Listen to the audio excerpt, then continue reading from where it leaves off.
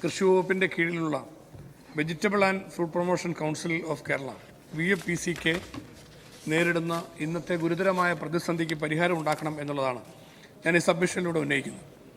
Sir, സംസ്ഥാനത്തെ കർഷകരുടെ കാർഷികോൽപ്പന്നങ്ങളുടെ വിപണനത്തിനും പ്രോത്സാഹനത്തിനും 1999 സ്ഥാപിതമായ VFPCK കൃഷിക്കാർക്ക് വലിയ അനുഗ്രഹപ്രദമായൊരു സ്ഥാപനമായിരുന്നു. ഇവിടെ വർഷങ്ങളോളം കർഷകരുടെ ഉൽപ്പന്നങ്ങൾക്ക് ഉചിതമായ വില ഉറപ്പാക്കുന്നതിനും വിപണന സംവിധാനങ്ങളെ കാര്യക്ഷമമാക്കുന്നതിനും VFPCK കൗൺസിൽ പ്രധാനപ്പെട്ട പങ്ക് വഹിച്ചിട്ടുണ്ട്.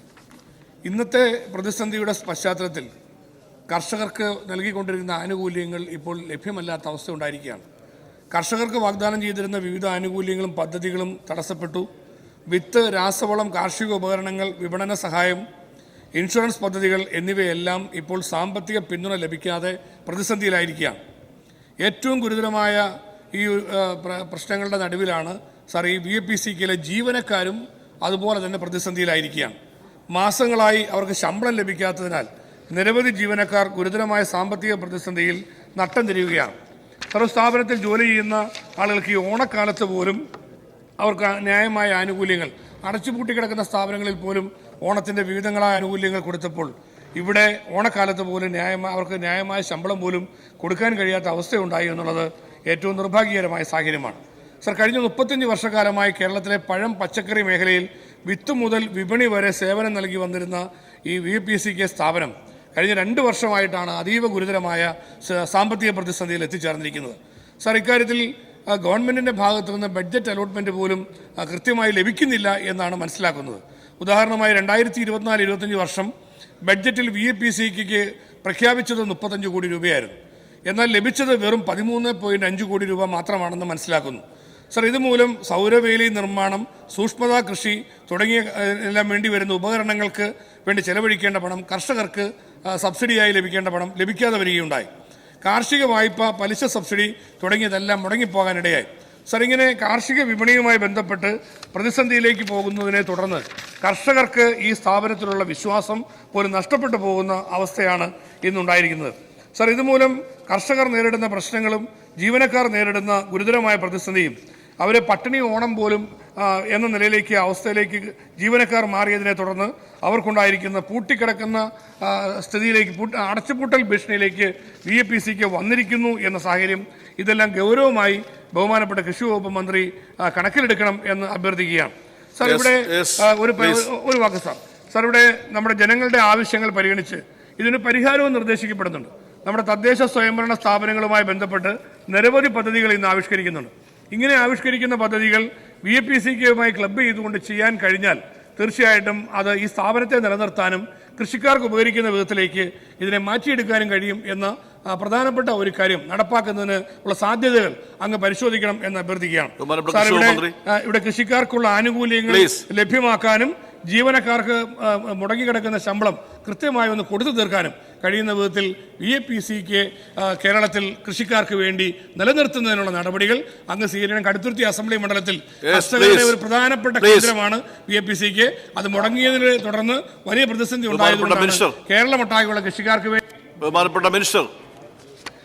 സർ, കേരളത്തിലെ പഴം പച്ചക്കറി മേഖലയിലെ കർഷകരുടെ ഉന്നമനത്തിനും വരുമാന വർധനവിനുമായിട്ടാണ് 2001 ജനുവരി 15 നിലവിൽ വന്നൊരു സ്വയംഭരണ സ്ഥാപനമാണ് vegetable and fruit promotion council Kerala അഥവാ VFPCK.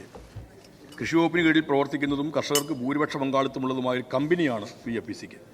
കമ്പനിയുടെ സുഗമമായ പ്രവർത്തനത്തിന് ആവശ്യമായ പ്രവർത്തന മൂലധനം കണ്ടെത്തേണ്ട ചുമതലയും ആവശ്യമായ അടിസ്ഥാന സൗകര്യം ഒരുക്കേണ്ട ചുമതലയും കമ്പനിയിൽ നിക്ഷിപ്തമാണ്. VFPCKയുടെ പ്രധാനപ്പെട്ട ദൗത്യങ്ങൾ മേഖലയിലെ കർഷകർക്ക് സാങ്കേതിക ഉപദേശം നൽകൽ, ഗുണമേന്മയുള്ള ഉൽപ്പാദനോപാധികളുടെ ഉൽപ്പാദനവും വിതരണവും, കാർഷിക ഉൽപ്പന്നങ്ങളുടെ വിപണനം, മൂല്യവർദ്ധനവ്, പരിശീലനം, വായ്പാ, ഇൻഷുറൻസ് സഹായങ്ങൾ, കയറ്റുമതി സുഗമമാക്കാനുള്ള പിന്തുണ നൽകുക എന്നിവയെല്ലാമാണ്.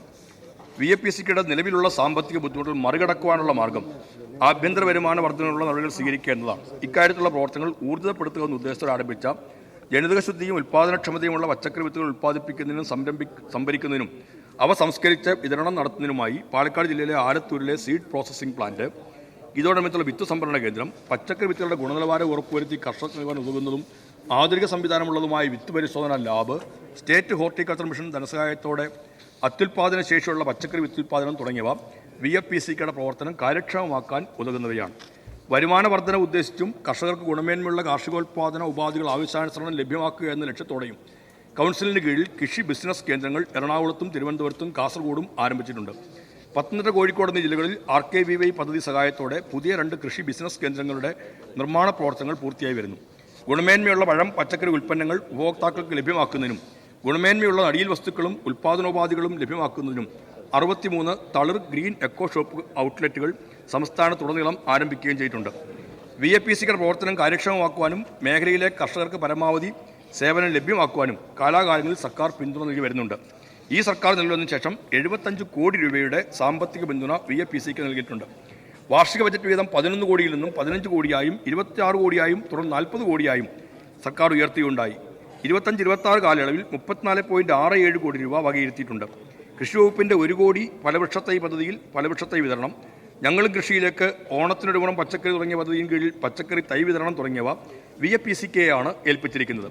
കൂടാതെ തദ്ദേശ സ്വയംഭരണ സ്ഥാപനങ്ങളും കൃഷി വകുപ്പും നടപ്പിലാക്കി വരുന്ന പച്ചക്കറി വികസന പദ്ധതി പ്രകാരം അത്യുൽപാദന ശേഷിയുള്ള പച്ചക്കറി വിത്തുകൾ, തൈകൾ തുടങ്ങിയവ വിതരണം നടത്തുന്നതിനായി വികേന്ദ്രീകൃത നഴ്സറികൾ ആരംഭിക്കുന്നതിനായും VAPCയെ ഒരു അംഗീകൃത ഏജൻസിയായി ഉൾപ്പെടുത്തിയിട്ടുമുണ്ട്. ഇവിടെ പല സ്ഥാപനങ്ങളും പലയിടങ്ങളിലും തദ്ദേശ സ്വയംഭരണ സ്ഥാപനങ്ങൾ അതാതിടങ്ങളിൽ കർഷകരിൽ നിന്ന് തന്നെ ഈ വിത്തുകളും മറ്റും സംഭരിക്കുന്നതും ഫാമുകൾ കൂടുതലായി ഉൽപ്പാദിപ്പിക്കുന്നതുകൊണ്ട് നമ്മൾ ഇവരെ ഏജൻസിയായിട്ട് അംഗീകരിച്ചിട്ടുണ്ടെങ്കിലും എല്ലായിടത്തും ചിലപ്പോൾ അവർക്കതിൻ്റെ ഇത് കിട്ടിയിട്ടുണ്ടാവില്ല. കേരളത്തിലെ പച്ചക്കറി ഉൽപ്പാദന മേഖലയിൽ 5 ഹൈബ്രിഡ് പച്ചക്കറി വിത്തനങ്ങൾ പ്രോത്സാഹിപ്പിച്ച് ഉൽപ്പാദനക്ഷമത വർദ്ധിപ്പിക്കുക എന്ന ലക്ഷ്യത്തോടെ നടപ്പാക്കുന്ന പദ്ധതിയിൽ ആവശ്യമായ ഹൈബ്രിഡ് വിത്തനങ്ങൾ ഉൽപ്പാദിപ്പിച്ച് നൽകുവാനുള്ള ചുമതലയും VAPCക്കെയാണ് ഏൽപ്പിച്ചത്. ഇതോടൊപ്പം തന്നെ നാളികേരം, കൊപ്ര എന്നിവയുടെ സംഭരണ ചുമതലയും കൈകാര്യ ചെലവ് നൽകി VAPCK വഴിയാണ് സർക്കാർ നടപ്പിലാക്കുക. ഇതെല്ലാം VAPCKയെ സാമ്പത്തികമായി അവർക്കൊരു മെച്ചമുണ്ടാകുന്ന തരത്തിലുള്ള പ്രവർത്തനങ്ങളുടെ ഭാഗമായി ചെയ്തതാണ്.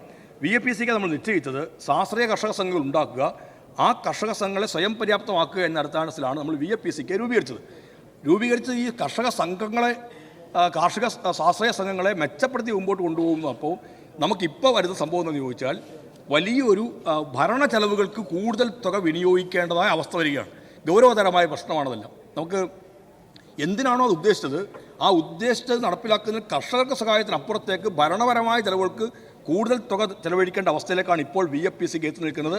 പലയിടങ്ങളിലും കാണുന്നതുകൊണ്ട് വലിയ പ്രശ്നമാണ് നമ്മുടെ മുമ്പിൽ. അതെല്ലാം കാർഷിക മേഖലയുടെ നവീന ആശയങ്ങളും സാങ്കേതികതകളും ഉൾക്കൊണ്ട് കൂടുതൽ കർഷകരെ ആധുനിക കൃഷിരീതിയിൽ പ്രാപ്തരാക്കുന്നതിനും ഉയർന്ന ഉൽപ്പാദനവും ഉൽപ്പാദനക്ഷമതയുമുള്ള നടീൽ വസ്തുക്കൾ കണ്ടെത്തിയും വിപണിയിൽ കാര്യക്ഷമമായി ഇടപെട്ടും കൂടുതൽ സജീവ സ്വാശ്രയ സംഘങ്ങൾ രൂപീകരിച്ചും VAPCക്കയിൽ വൈവിധ്യവൽക്കരണം നടപ്പാക്കേണ്ടതുണ്ട്. ഇതിനായുള്ള നടപടികൾ ആരംഭിച്ചു കഴിഞ്ഞു.